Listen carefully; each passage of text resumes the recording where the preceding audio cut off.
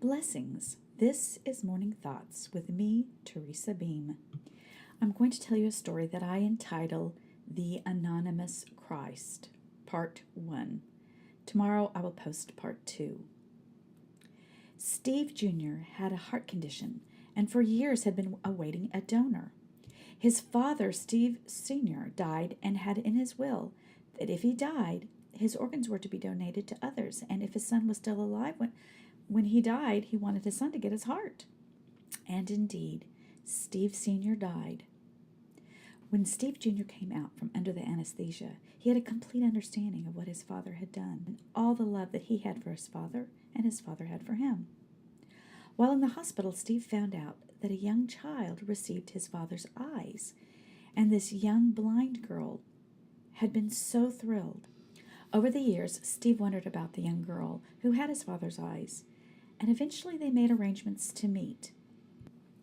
The girl, now a woman, sat across from Steve Jr. in a restaurant, and the woman began to sob with praise for Steve's father and thanked his son profusely for his father donating his eyes to her.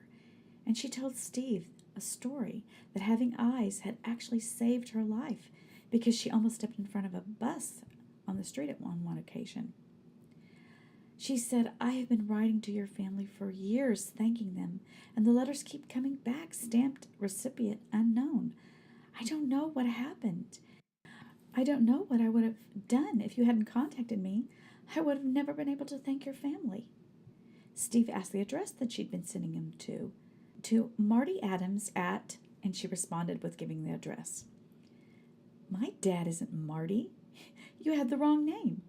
Now, Steve Jr. was furious. At first, the woman thought it was because the hospital didn't give the right credit to his father. But he was angry at her. "You had to have the correct name. That is the rules. We specifically said that anyone who got my father's organs donated to them had to know his name." The woman's tears of joy ceased, and she looked at Steve with shock. It wasn't my fault I wasn't told the name. I wanted to know it." Steve was getting more agitated. "They didn't go by the rules. The rules." Then he tried to calm himself down and looked at the woman with a warning in his eyes. "You should still be blind because my father's eyes saved you, not Marty's. You can't be saved by Marty's eyes, so you weren't really even saved from that bus. You should be dead because there is no other name under heaven that has been given among men by which we must be saved." The girl didn't understand what Steve meant. She was saved by the exact same person Steve was saved by.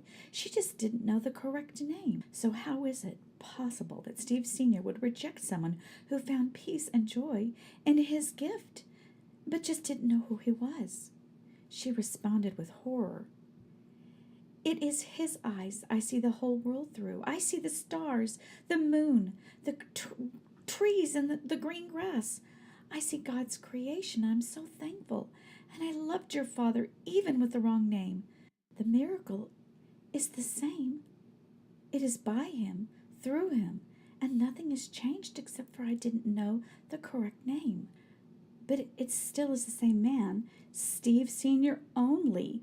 It's only him who saved the both of us. The donation was still under his name even if I didn't know it.